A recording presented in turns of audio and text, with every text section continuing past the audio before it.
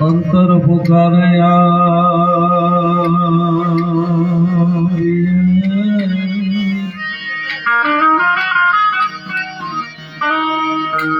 બેઠી થઈને તું બાઈ સદા કરવા સહાય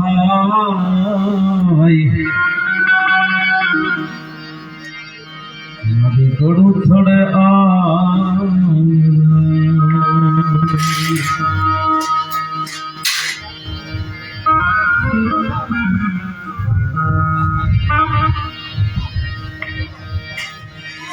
प्रौढ़ सिंधु पर झुकती पक्षी में मध्यमा ऐसी आनी अटारी देवी तनी कमर पर चमकती ध्वजती क्षणदाने कटारी अनपहड़ युनंत मुखे गिरती उचरता गान सरणी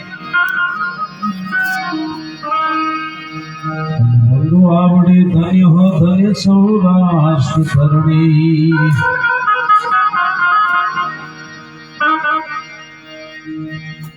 आज वो उजलो दिवस कृष्ण जन्माष्टमी लाखा बावळ ने आंगणे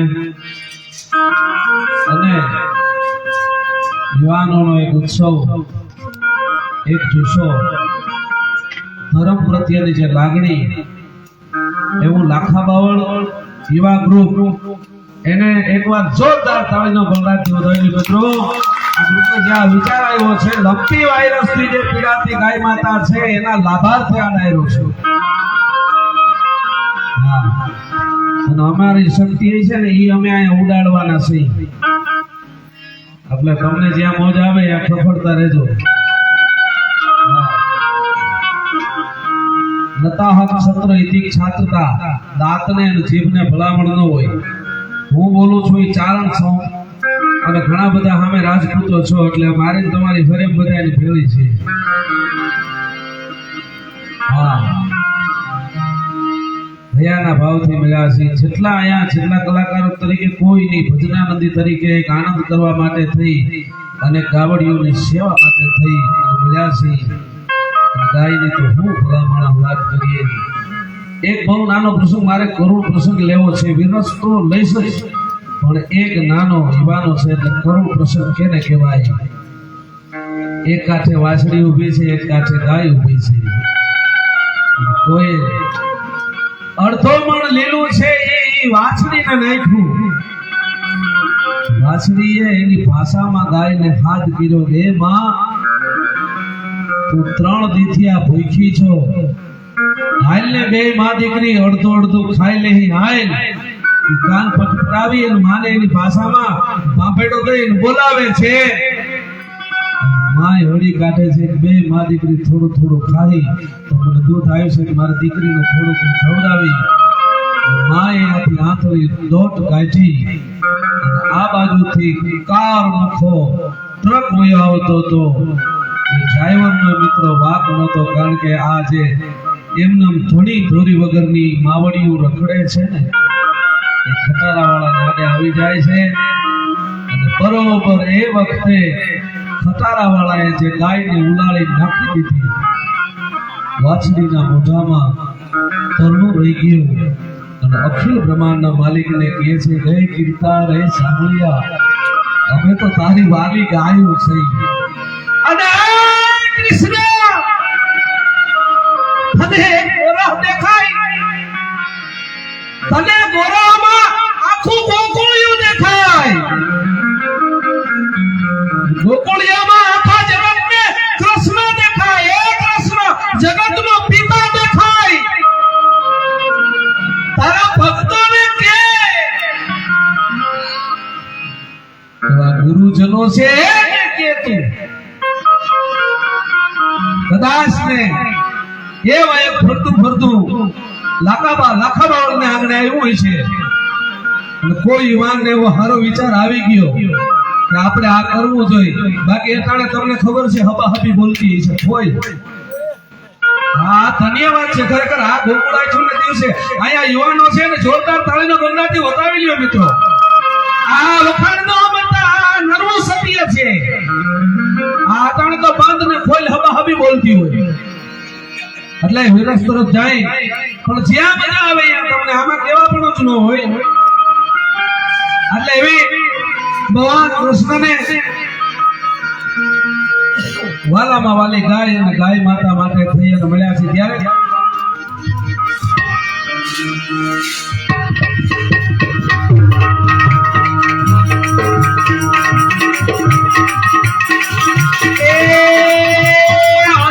શરૂઆત છે.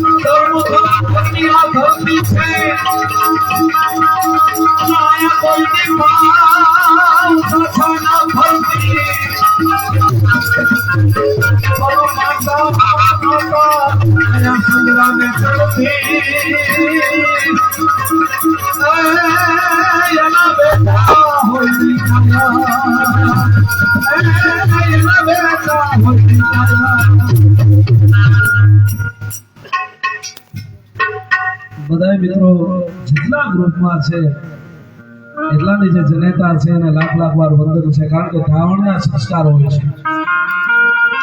ધાવણને ઘૂંટડે ઘૂંટડે સંસ્કારો પીવાતા હોય, એનું હારા કામ પ્રત્યે એની દૃષ્ટિ જાય. અને એવો જયારે મળ્યા છે ઘણા તમને ખબર છે, આમ થોડું ઓરું પૂરું થાય ને મને રાડે બરાડા ફાળવા મળે, માં આવી જાય પણ માં કઈ આવે? કઈ માણસો તો એ પારણે અને એનો બાપ ધીગાણે લડે, બાપ સૂતો બાળ સૂતો પારણે અને એનો બાપ ધીગાણે લડે. નાનો બાળક પારણામાં સૂતો હોય અને એનો બાપ જે ધીગાણામાં ગયો હોય, કઈ બાળ રાજા સૂતો એજી પારણે અને એનો બાપ ધીંગાણે લડે. ધર્મ હાચવવા એજી માવડી, ધર્મ હાચવવા માવડી તો અગન પછેડીઓ છે, પછી ખુલી રાખવા એની દેલી, હે અમે તું આવજે વેલી, એ પછી ખુલી રાખવા એની દેલી, અમે તું આવજે વેલી. ક્ષત્રિયો રાજપૂતો નતઃ ક્ષત્રિય દીક્ષા થતા એક બહુ નાનો પ્રસંગ. રાજપૂતો બેઠા છો એટલે વાતમાં જો કે વધારે વાર ન લગાડવું એટલે એ પણ બરાબર છે, પણ બહુ નાનો પ્રસંગ મને યાદ આવે એટલે કહું. બરોબર રાતના 12 વાગ્યાનો ગજર ભાંગો, ત્રમ ત્રમ ત્રમ ત્રમ ત્રમ તબલા બોલે છે ને એ વખતમાં એક ક્ષત્રિયની એક રાજપૂતાની નતઃ ક્ષત્રિય દીક્ષા થતા ખુલ્લી તલવાર હાથમાં લીધો રહી ગઈ છે. બરાબર ગુરુ પૂર્ણિમાનો સમય છે, રાજપૂતાણી વહી જાય છે, પાછળ રાજપૂત છે ક્ષત્રિય જેના એની હારે ઠગપણ થયેલા છે, એટલે ખબર છે કે મામાની દીકરી છે, ફોઈની દીકરી છે, પણ અટાણે રાતે ક્યાં જાય છે, હાથમાં ખુલ્લી તલવાર અને બરોબર નદીનો પટાંગણ આવે છે, ઈ મોઢામાં તલવાર લઈ રાજપૂતાની ભાઈ ધબી અને હામો કાંઠો ચડી જાય છે. અને હામો કાંઠો ચડ્યા પછી એક સાધુ એક બાવલિયાની ઝૂંપડી, અને બાવલિયાની જે ઝૂંપડી છે સાધુ કે બેટા પૂજામાં વાર લાગી ગઈ, ફટાફટ પાણી ભરી આવો. રાજપૂતાણી ક્ષત્રિયાણી પાણી ભરવા જાય એટલી વારમાં જે રાજપૂત છે એને જે સાધુ છે, જે બાવો છે, એનું ધડથી માથું જુદું કરી નાખ્યું. એક બાજુ ધડ પડ્યું છે, એક બાજુ માથું પડ્યું છે, અને રાજપૂત નીકળી ગયો. આ વાતને હું અહીંયા મૂકું છું, પાછી લઈશ એટલે ભજનિત બધાનો વારો આવી જાય. આ વાત યાદ રાખજો, જેને પ્રિય હશે એને. એટલે ભાઈ શ્રી પૂરી કરો બારોટજી, ના પછી લેશે બધાનો વારો આવે ને. પૂરી કરો પૂરી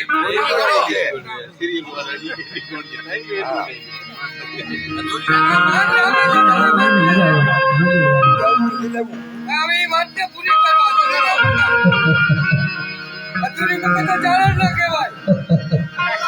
સ્ટેટથી હેઠો ન ઉતરું વાત પૂરી કર્યા વગર પણ પૂરી કરો. હા રાજપૂત હા.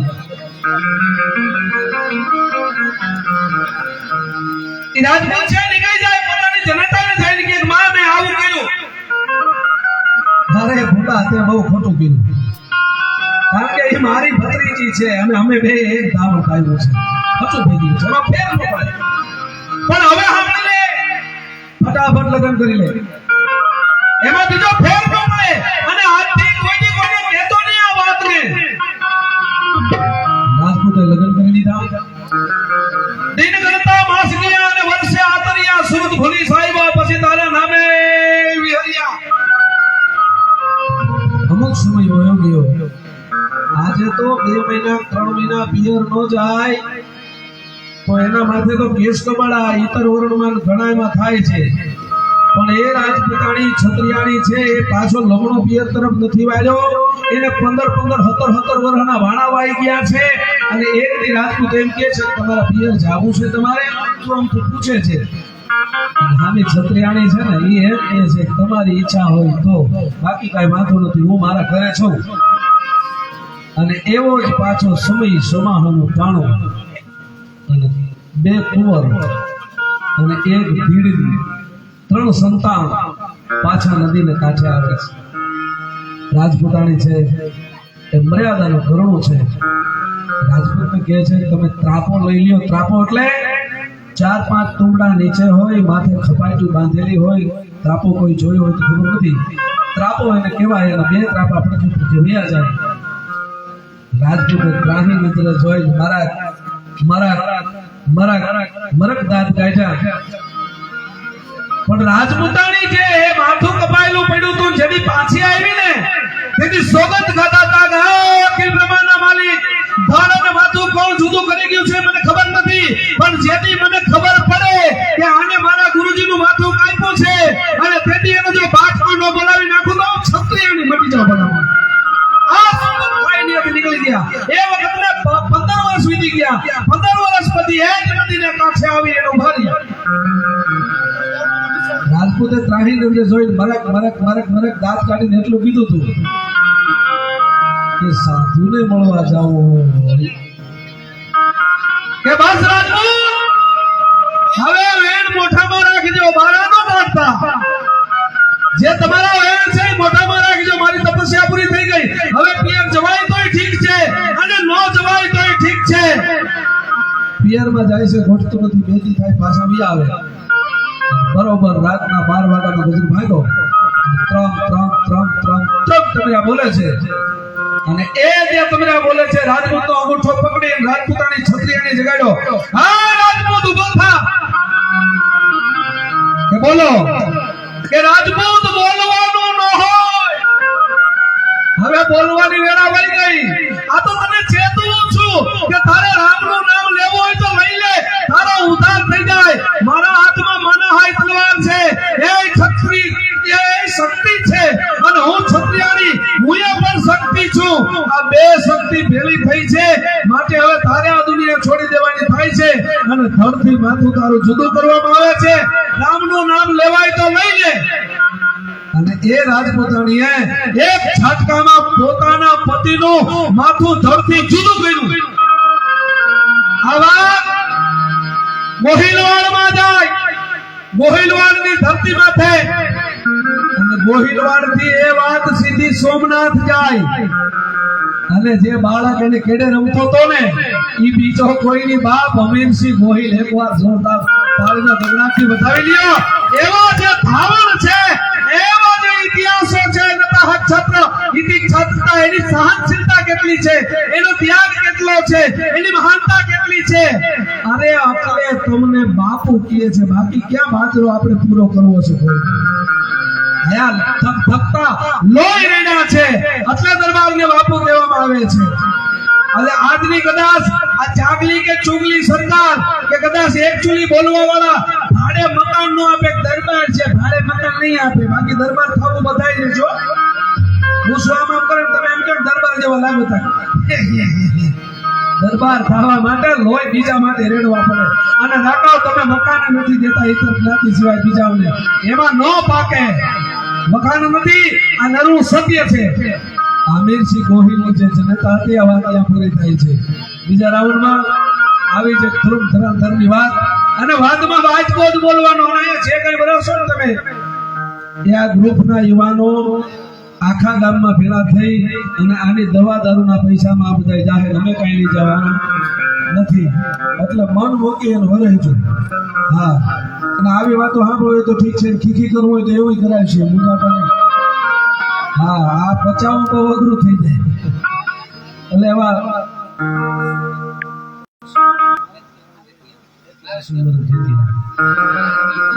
હા મોજા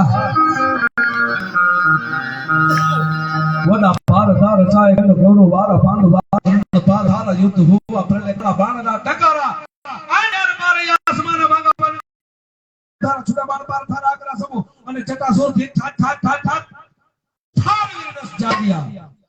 જગસ નો માહોલ બદલાવો છે. એમાં બાપુ નામ ભૂલી છે કે હું સોમનાથ ની બાજુ આટો મારવા ગયો તો મને ન ભૂલી ગયો. અસુરા કાંજી બોટા બારક હતો ને એ કલાકારને કેમ રજૂ કરતા તમે ખબર